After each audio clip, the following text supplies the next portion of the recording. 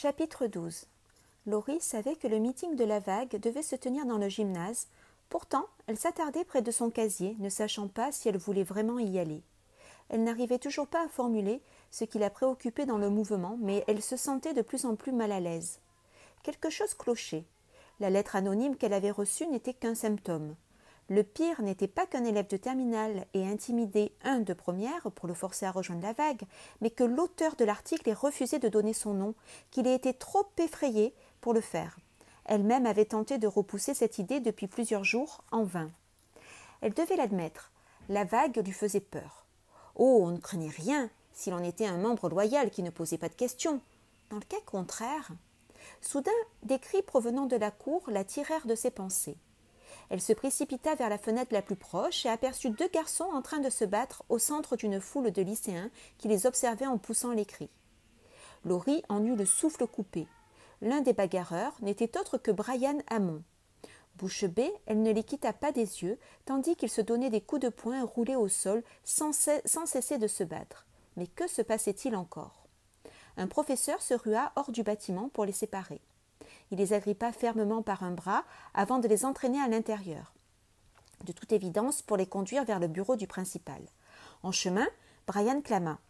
« La force par la discipline, la force par la communauté, la force par l'action !» L'autre répondit en criant. « Tu vas la fermer, oui !»« T'as vu ça ?» Elle sursauta, surprise par la question. En se retournant, elle vit que David l'avait rejointe à la fenêtre.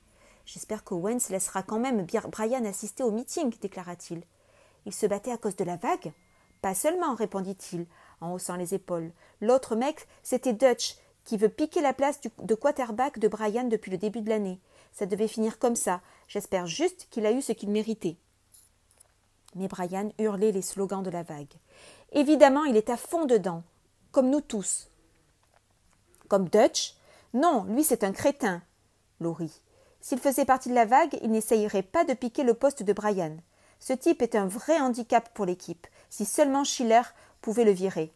Le virer parce qu'il n'est pas membre de la vague ? Ben ouais, s'il voulait vraiment le mieux pour son équipe, il rejoindrait la vague au lieu de harceler Brian. Il joue trop perso, Laurie. Ce type ne regarde que son nombril et ça n'aide pas du tout le collectif. David jeta un œil vers la pendule du couloir. « Viens, il faut qu'on aille au gymnase. Le meeting va commencer dans un instant. » Soudain, Laurie prit une décision. « Je n'y vais pas. »« Quoi ?» fit David les yeux écarquillés. « Et pourquoi ça ?»« Parce que je n'en ai pas envie. »« Laurie, c'est un meeting super important. Tous les nouveaux membres de la vague seront là. David, je crois que toi et tous les autres, vous prenez toute cette histoire un peu trop au sérieux. »« Mais pas du tout. C'est toi qui ne prends pas la vague suffisamment au sérieux. Écoute, Laurie, tu as toujours été la meilleure. Les autres élèves t'ont toujours admirée. Tu dois absolument venir. » « Mais c'est exactement pour ça que je n'irai pas, tenta-t-elle de lui expliquer. Qu'ils se forgent leur propre opinion sur la vague. Ils peuvent réfléchir tout seuls. Ils n'ont pas besoin de mon aide. Je ne te comprends pas du tout.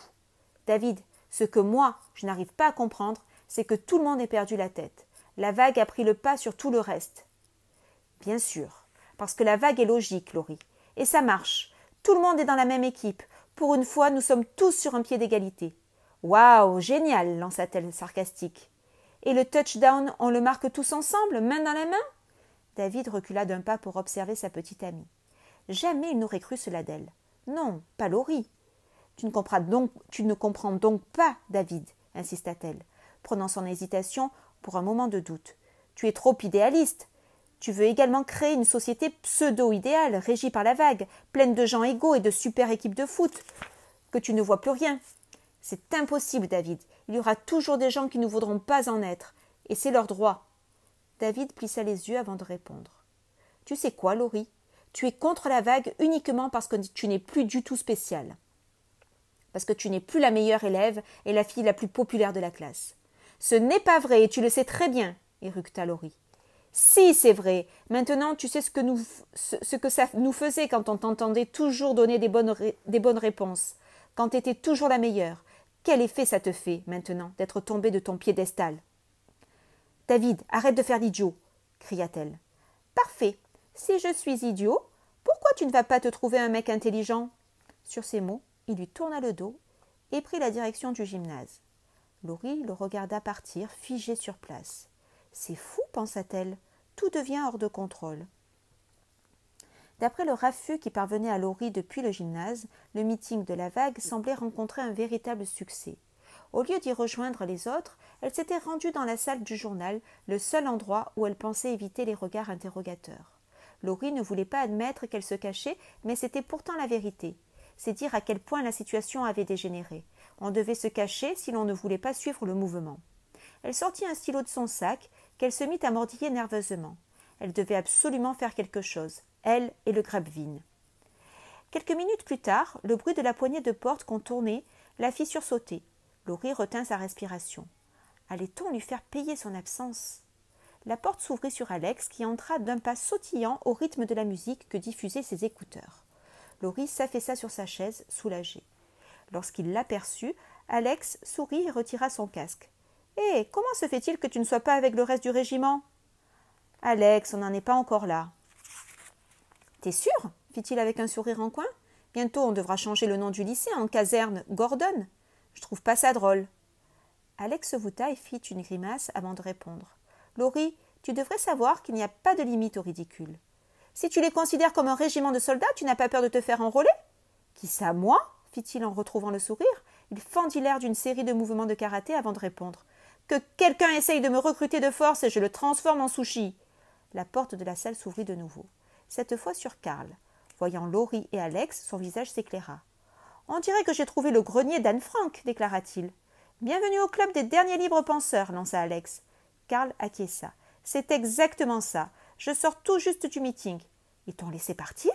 Il fallait que j'aille aux toilettes. »« Alors tu t'es trompé d'endroit, mon pote, » le railla Alex. « Je suis venu là en sortant des toilettes, » expliqua Karl en riant. « N'importe où, c'est toujours mieux que là-bas. »« Je suis bien d'accord, » soupira Laurie. « On devrait peut-être se trouver un nom, » suggéra Alex. « Si eux, ils sont la vague, on pourrait être l'écume. »« T'en penses quoi ?» demanda Karl à Laurie. « De quoi ? Qu'on s'appelle l'écume ? » ?»« Non, de la vague en général. J'en pense qu'il est grand temps qu'on sorte le nouveau numéro du Grapevine. Je m'excuse de vous donner mon opinion qui n'est guère sérieuse la plupart du temps, annonça Alex, mais à mon avis, on devrait l'imprimer avant que le reste de la rédaction se fasse engloutir par la puissante vague. Passez le mot aux autres, répondit Laurie. Dimanche à 14h, on se réunit chez moi pour une réunion d'urgence. Et essayez de faire en sorte que seuls des non-membres viennent. Ce soir-là, Laurie resta seule dans sa chambre. Tout l'après-midi, elle avait été trop préoccupée par la vague pour se permettre de penser à David. Ce n'était pas la première fois qu'ils se disputaient, mais dans la semaine, il avait promis qu'il passerait la prendre ce soir-là. Or, il était 22h30. Manifestement, il ne viendrait pas. Pourtant, Laurie n'arrivait pas à l'admettre. Ils sortaient ensemble depuis la seconde et, soudain, ils s'étaient séparés à cause d'un détail. Sauf que la vague n'était plus un détail, plus maintenant. À plusieurs reprises dans la soirée, Madame Sanders était montée la voir pour lui proposer de se confier, mais Laurie avait refusé. Sa mère était bien trop anxieuse et pour une fois, elle aurait vraiment eu des raisons de s'en faire. Laurie avait passé la soirée à son bureau, essayant de rédiger un article pour le journal. Mais jusqu'à maintenant, la page était restée vierge. Si l'on acceptait les quelques auréoles là où une larme ou deux était tombée. On frappa à sa porte. Laurie s'essuya rapidement les yeux du revers de la main. C'était inutile. Si sa mère entrait, elle verrait qu'elle venait de pleurer. « Je ne veux pas en parler, maman !» sanglota-t-elle. Mais la porte s'ouvrit malgré tout. « Ce n'est pas maman, ma chérie. »« Papa ?» Laurie fut surprise de voir son père. Même s'ils étaient très proches, il se mêlait rarement de ses problèmes, contrairement à sa mère. Sauf si cela concernait de près ou de loin le golf. « Je peux entrer ?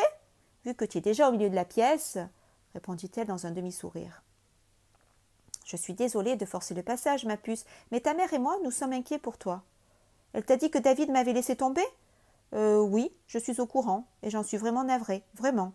Je pensais que c'était un garçon bien. » C'était le cas. Avant la vague, pensa-t-elle. « Mais en fait, c'est autre chose qui me préoccupe, Laurie. Un truc que j'ai entendu sur le terrain de golf cet après-midi. » Le vendredi, M. Sanders quittait toujours le travail de bonne heure pour aller faire un 9 trous avant le coucher du soleil dans un championnat amateur. « De quoi s'agit-il, papa ?»« Aujourd'hui, après les cours, un élève s'est fait tabasser, » lui apprit-il. « Bon, la personne qui m'a raconté cette histoire la tenait elle-même de quelqu'un d'autre, alors tout n'est peut-être pas vrai. Mais apparemment, il y avait une sorte de meeting de la vague au lycée. Or, cet élève refusait de participer à cette espèce de jeu, ou alors il l'avait critiqué. Laurie en resta bouche bée. Les parents du garçon sont les voisins de l'un de mes copains de golf. Ils ont emménagé cette année, donc leur fils devait être nouveau au lycée. Il avait un profil idéal pour joindre la vague alors. Peut-être. En tout cas, ce garçon est juif. Est-ce que cela pourrait avoir un rapport? Laurie écarquilla les yeux. Papa, tu ne penses quand même pas que... Tu ne peux pas croire qu'il se passe des choses pareilles au lycée. D'accord, je n'aime pas la vague, mais cela n'a rien à voir avec ça, papa, je te le jure. Tu en es sûr? Ben, en fait, je connais tous les membres fondateurs de la vague. J'étais là quand tout a commencé. L'idée, c'était de nous montrer comment l'Allemagne nazie avait pu voir le jour. Le but, ce n'était évidemment pas de faire de nous des petits nazis, mais de... On dirait que cette histoire a pris des proportions inquiétantes, non? Laurie acquiesça en silence, trop choquée pour parler. Certains des gars du club de golf prévoient d'aller voir le principal lundi, poursuivit M. Sanders, pour être sûr que la situation reste sous contrôle. De notre côté, on a prévu de sortir un numéro spécial du Grapevine pour dénoncer toute cette affaire. Son père se tut un instant. « Bonne idée, ma chérie, » répondit-il enfin. « Mais reste prudente, d'accord ? » « Je ferai attention, papa, promis. »